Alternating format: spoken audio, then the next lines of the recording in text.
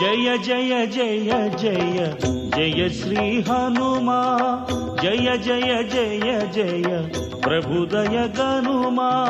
మొసళ్లతో కూడుకున్నటువంటి రాక్షసులతో కూడుకున్నటువంటి 100 యోజనముల లవణ సముద్రాన్ని తాను దాటి వెళ్ళి వానరజాతి పరువు ప్రతిష్టలు నిలబెట్టి సీతమ్మ జాడ తెలుసుకుని రామచంద్రమూర్తికి నివేదించడానికి పర్వత శరీరుడైనటువంటి స్వామి హనుమ పరాక్రమాన్ని పుంజుకుని దీన్ని లంఘించడానికి సిద్ధపడుతున్నారు. ఆశ్చర్యం! ఎవరి కోసం ఇంత కష్టపడుతున్నారు? రామార్థం వానరార్థం చ చికీర్షం కర్మదుష్కరం సముద్రస్య పరంపారం దుష్ప్రాపం ప్రాప్తుమిచ్చతి. రాముడి కోసం, వానరుల కోసం స్వార్థత్యాగం చేసి తాను ఇంత క్లేశపడుతూ ఈ సముద్రాన్ని దాటడానికి అదిగదిగదిగో స్వామి హనుమ బయలుదేరుతున్నారని ఆ విద్యాధరులందరూ లేచి నిలబడి ఆయనకి నమస్కరించి స్తోత్రం చేస్తున్నారు. ఇక బయలుదేరడానికి సిద్ధపడ్డారు. ఒక్కసారి తన బలాన్నంతటినీ పుంజుకున్నారు. ఒంటి మీద ఉన్నటువంటి వెంట్రుకలన్నీ నిక్కపొడుచుకున్నాయి. చెవులు రిక్కించారు. కళ్ళు 2 దృష్టి నిలబెట్టి 100 యోజనముల సముద్రం వైపు చూశారు.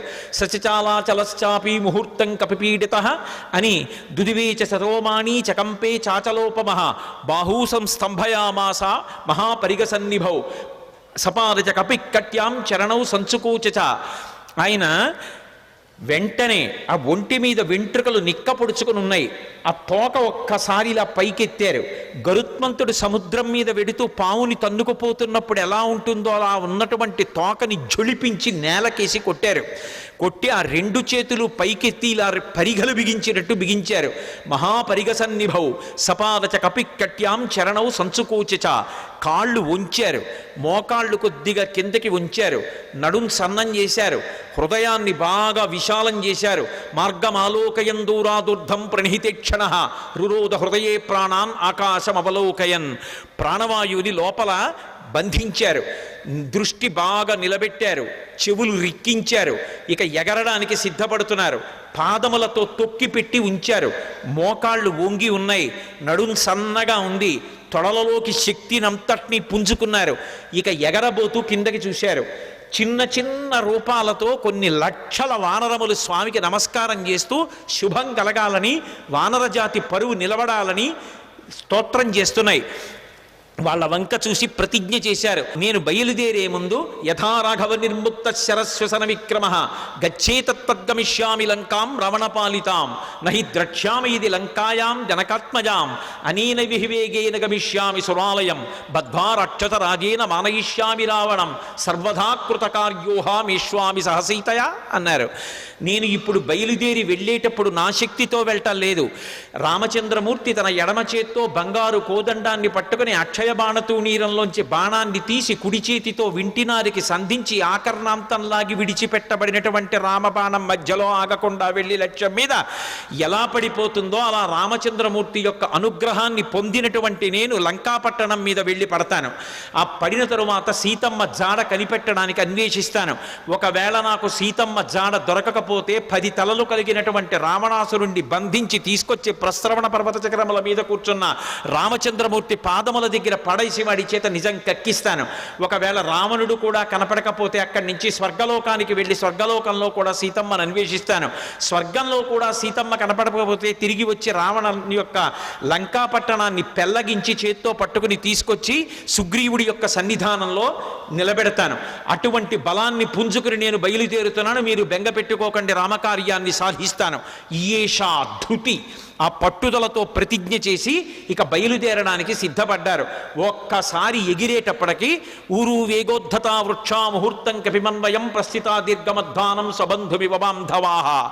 ఆయన ఒక్కసారి సముద్రం మీదకి ఏటవాలుగా తెల్లవారుజాము కాలంలో ఎగిరితే కొన్ని వందల సంవత్సరముల నుంచి ఆ పర్వతం మీద పెరుగుతున్నటువంటి మహావృక్షములు కూడా కూకటి వేళ్లతో సహా పెకలింపబడి ఆయన తొడల వేగానికి ఆయనతో పాటుగా వెళ్ళి కొంత దూరం వెళ్ళిన తరువాత ఇక ఆ వేగంతో వెళ్ళలేక సముద్రంలో పడిపోయాయి.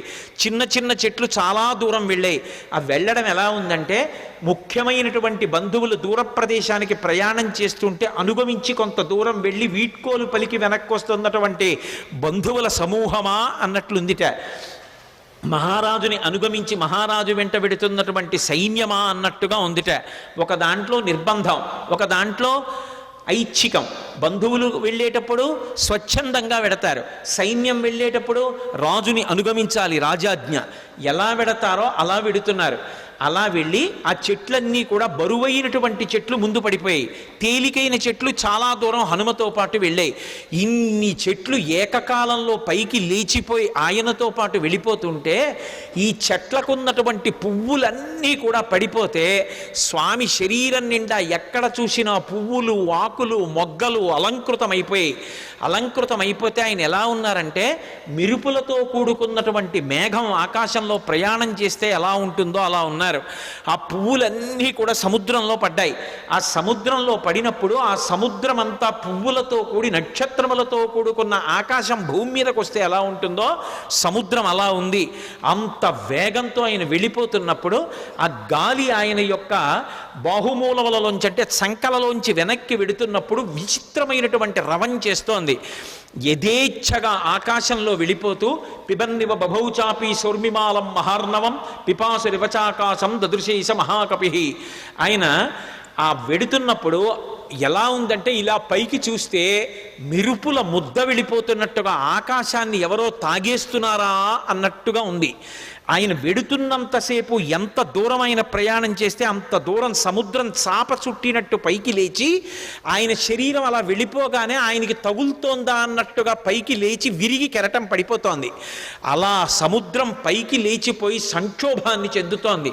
పెద్ద పెద్ద చెట్లు పడిపోయి కెరటాలన్నీ కదిలిపోతున్నాయి. సముద్రంలో ఉండేటటువంటి ప్రాణులన్నీ క్షోభ చెందాయి. ఒక పక్క మేఘమండలాన్ని చీల్చుకుంటూ మేఘాలలోకి వెడుతూ బయటికి వస్తూ తొంగి చూస్తూ చంద్రుడు ప్రయాణిస్తున్నాడా అన్నట్టుగా వెడుతున్నారు. ఆ వెడుతున్నప్పుడు సంధ్యాయా సమవిస్పృష్టం యథా తత్ సూర్యమండలం ముఖం నాసికయా తస్యా తామ్రయా తామ్రమా బభౌ.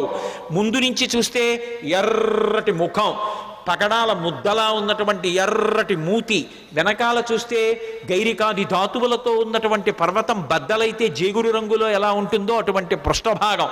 ఆ తోక చూస్తే ఇలా స్తంభంలా నిలబెట్టారు. ఇంద్రధ్వజానికి పూజ చేసినప్పుడు ఇంద్రధ్వజాన్ని ఎలా నిలబెడతారో అలా నిలబెట్టారు. అప్పుడప్పుడు ఆ తోకని ఉంచి విసురుతున్నారు. అది ఎలా ఉందంటే గరుత్మంతుడు సముద్రం మీద వెడుతూ ఒక పావుని నోటకరచుకుని వెడుతున్నప్పుడు అది గింజుకుంటే ఎలా ఉంటుందో ఆ తోక తిరగడం అలా ఉంది. ఒక్కొక్కసారి ఆ తోకని ఇలా ఉంచి తల మీద పెడుతున్నారు. ఆకాశంలో ఒక పెద్ద ఇంద్రధనస్సు ఏర్పడిందా అన్నట్టుగా ఉంది. సర్వం శ్రీ ఉమామహేశ్వర పరబ్రహ్మార్పణమస్తు. స్వస్తి.